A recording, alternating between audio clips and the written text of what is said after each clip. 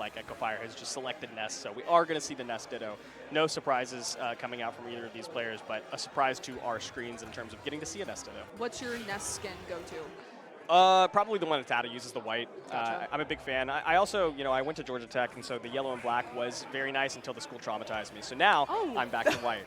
Okay, I like the one that's like teal with orange, and it has a squid on it or something. Any trauma behind that, or? Nope, I just like teal and orange. That's cool. That's nice, actually. It's good for everybody. No, that's a great one. I like it. Yeah, with the you said there was a squid on it, right? I don't know. I haven't played the Earthbound games. It's like squid-esque. Yeah, that's what I always think of it as a squid. It's like one of those ghosts from Pac-Man. That's like the closest I can think shape-wise. We should probably talk about the game. Yeah, sure.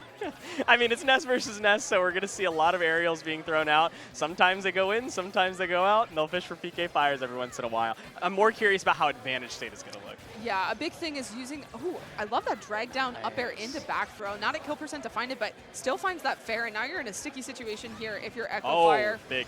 Oh my gosh, yeah, there's that aggression too. Just wreck it. Like, as a Ness main that you're sitting duck when you're using that PK Thunder too, so ATATA just very comfortable running off and using the fair to catch him instead, but still pretty even percents. One interaction that I saw at the beginning of the game is we saw that Echofire went up on the platform and tried to throw the PK Fire towards center stage, and ATATA knows to do that because that's something that you see from Ness so often. So he runs underneath it and throws out an up air to catch him instead. And so I think those like minor interactions where you're like, I know what you want and I know how to beat it too is going to be really important if you're ATATA. Right. It's the like, how do I be not myself, or how do I beat myself in those types of situations? It's such an interesting thing that obviously, like, you usually see that the people that are better at the Dittos are the ones that are usually more successful at tournaments.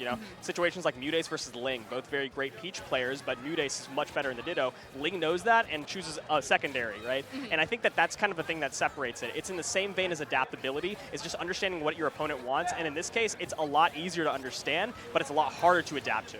And now ATATA's in a fantastic situation because we were seeing that it was pretty even on that first stock, but as soon as he gets the lead, he gets to play defense now. He's catching Echofire run towards him. He's throwing out a lot of these fairs and back airs to wall off Echofire. He doesn't have to press advantage anymore. Great call out there. Clean. That was so good, using that up smash to find ATATA's first stock, but still down a whole stock here, so needs to make something happen.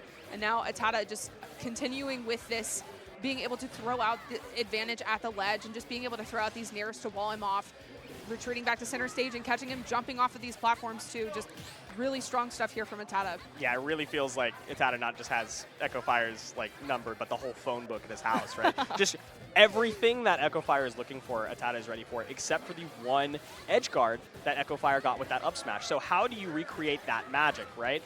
ATATA chose to go for something that Nesses often go for, which is like a PK Thunder stall on the ledge. So he's not immune to doing the predictable things that a Ness is looking for. So how do you figure out what he wants? And it's just a reversal cyclical mind game. It's crazy.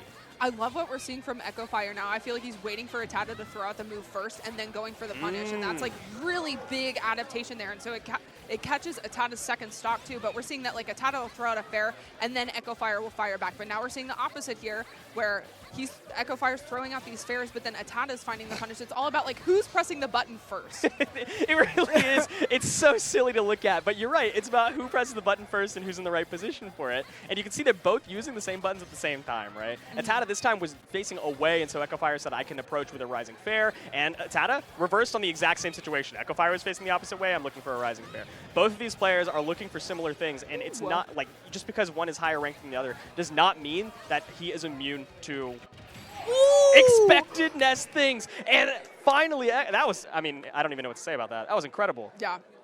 Yeah, I don't know that ATATA was trying to land on the stage there. He might have been trying to go to the ledge, but regardless, like, really good call out there from Echofire on that landing. And just being able to stay composed when you're down a whole stock, I think that big adaptation of just being able to wait for ATATA to throw out these pressure moves and then going for the punish. I think also seeing that like the Nair is beating the fair too, those trades and like interactions between the aerials, because they're throwing out aerials at the same time, but one is always going to beat the other, and just the positioning of everything, just really good stuff and adaptation from Echofire in that first game.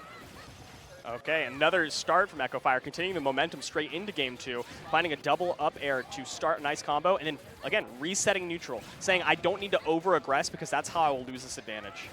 Oh, yeah, getting shield poke there with the up air, and now giving ATATA a lot of percent here. Really good opening for him, gets 73%.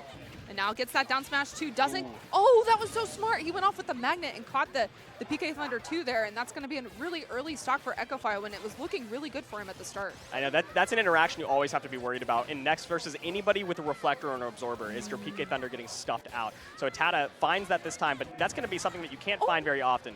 Great timing on that up smash. That is very ballsy. Like, good for you, but that's so scary when Ness is using that PK Thunder 2 into you. But just being able to have that timing with the up smash, that's definitely something Echofire has practiced. Getting some fair combos here, trying to hold the advantage. I like the retreating fair into the rising afterwards.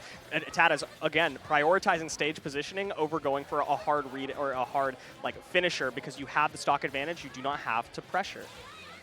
Okay, yeah, going to the ledge there, not trying to hit him with it that time.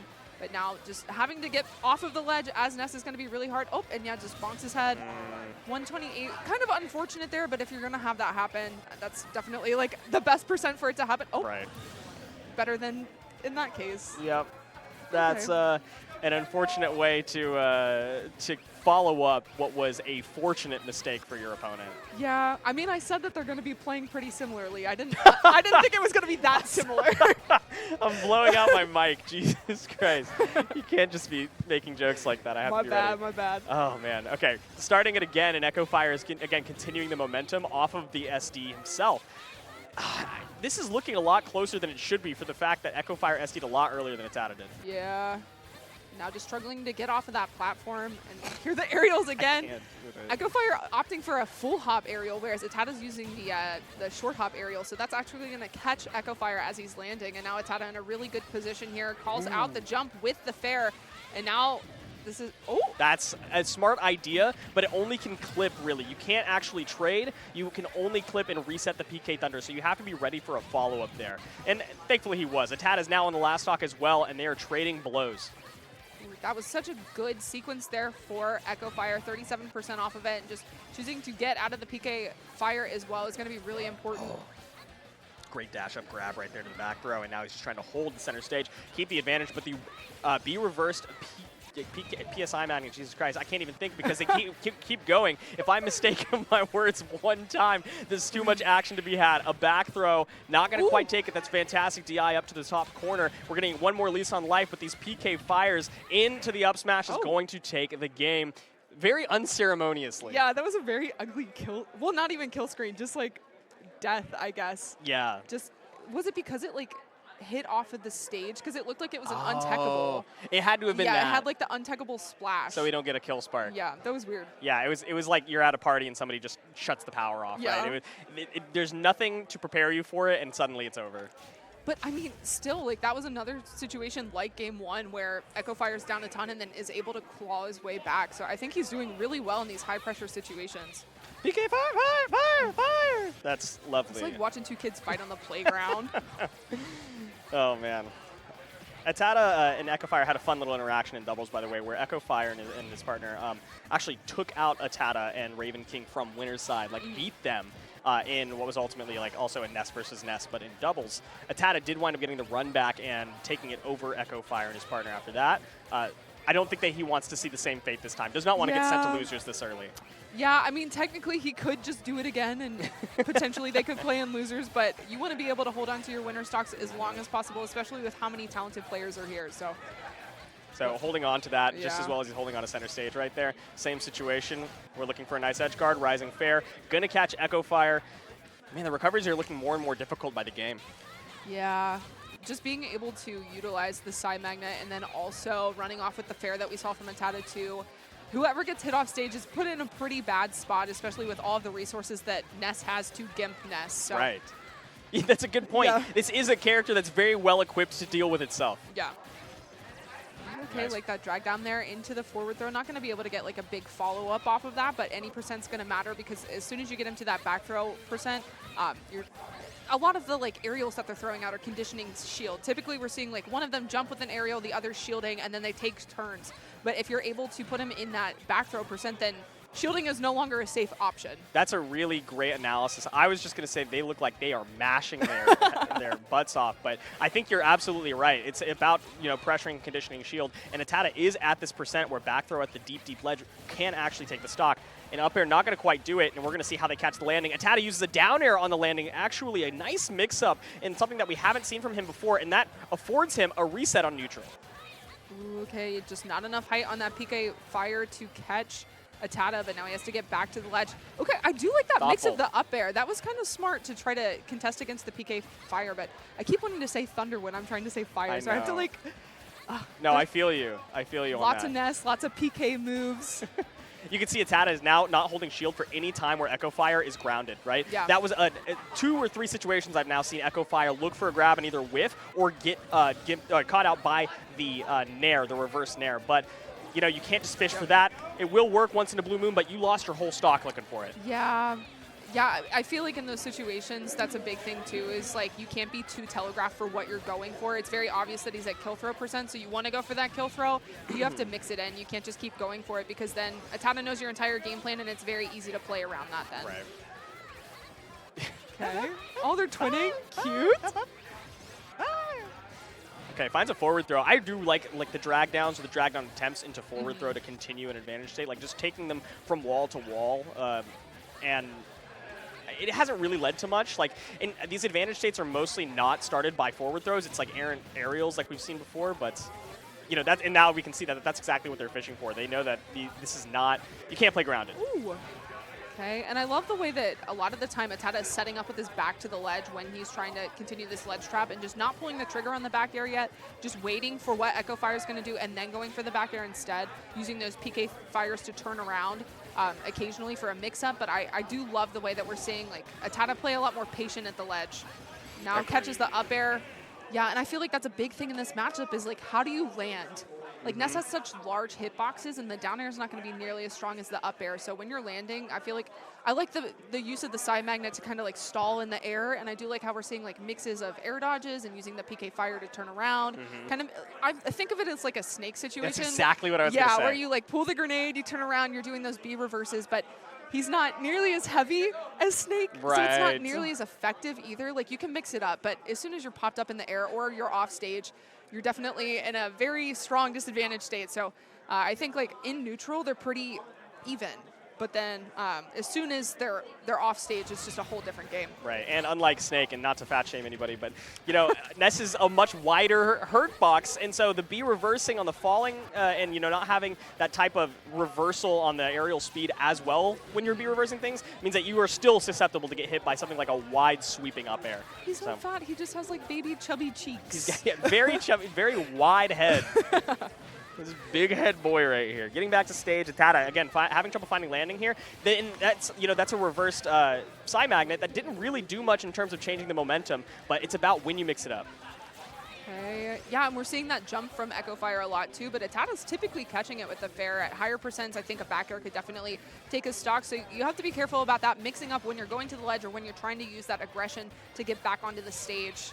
And skipping the whole ledge trap. We haven't really seen a lot of like the up smash or the down smash charges since game 1. So I think that's why we're seeing a lot of those jumps, but it's just as dangerous once you get to this higher percent. And it gets only more and more dangerous the less that you use it. You know, not conditioning your opponent to believe that you're not going to pull it out means that the time that you do pull it out is much more likely to hit. For sure. Okay, I do like that attempt on a tech chase there with the down smash, but ATATA just a little too far out of the distance, able to find the back throw for the punish too, and now ATATA once again with a lead, but Echofire needs to find this stock if he wants to stay in this winner's bracket. And a little bit early on the release, ATATA went for the long PK Thunder to get the recovery late to ensure that Echofire would miss time the release of the up smash. What an interesting interaction. It's fun. You rarely see Ness back throw at low percentages, so when he doesn't move anywhere off of back throw, it's kind of jarring. Yeah. Oh, wow, it's a nice down air. But again, low percentage means nothing's happening and punishes the PK Flash with an up smash. That is a very punishable situation. I'm not sure what the thought was there. Maybe he thought he was floating off stage. Maybe, yeah. It looked really funny. It looked like he just like stood underneath it and then used the up smash. Yeah. Okay, yeah, I do like that coverage from ATATA using the landing nair to try to cover himself, but not going to get anything off of it just yet. And then just randomly pulling the trigger on that fair for the aggression too just makes it really hard to predict like when he's choosing to go in or when he's waiting for you to press another button. Ooh. Yeah, it's sapping up that PK Fire. I've seen it a few times from ATATA and almost not at all from Echofire. It's kind of just like that level of predictability where any time that you throw your PK Fire into your opponent's side magnet, it's like -1 to like motivation. Yeah. You feel really bad every time it happens. It's like the hardest read you can have. Ooh. Oh, that was That nice. was so good. Caught the PK Fire on the head to stuff it out. Didn't get caught in the PK Fire. And then side magnet to catch into the follow-up edge guard. Just beautiful. Textbook stuff from ATATA. Okay, and that stall there too. Really good stuff from ATATA, making his way back onto the stage, stringing a couple fairs together, and I love that stall with the side magnet again to try to get that up air, but now has to get back to the ledge. Perfect timing on that air dodge to avoid the fair from Echofire, and now ATATA at kill throw percent. All of Michigan behind too, hyping up their boy, so. Yeah, trying to see if they can get it sent to a game 5. They sure would like to at the very least here. ATATA is at low percentage, but you know, anything can really take a stock, especially if you can start an edge guard. I wouldn't be surprised if Echofire tries to play more around the ledges for that reason. That makes sense, yeah, because as soon as you're off stage, it doesn't really matter what percent you're at. Just like one side magnet to eat up the PK Thunder 2 and you're done, but. Oh, that's a catch. We still have jump, or we just used our jump, and we're going to go low with the PK Thunder. Makes it back. Ah, nice aerial movement here, but again, your PK Fire is sapped up, and suddenly ATATA's feeling comfortable. Momentum swapped. Okay, yeah, we're seeing like the rising back air from ATATA too, and then he does another one at the top. Oh, how did that not? It was just at the right angle right there. Trying to get back to stage. ATATA gets caught by the up air. Suddenly, this is looking like a much closer game. Ooh, Echofire, chase. doesn't do a, no tech chase there. Doesn't get a jab block and reads out the dash attack. Echofire went for a slightly aggressive, possibly panic option to try to close out that stock. And ATATA just calm as can be. Short hop back air. Yeah, that really stinks because we didn't really see that dash attack yet, so I think it was a good mix-up. I think ATATA was like expecting a fair instead.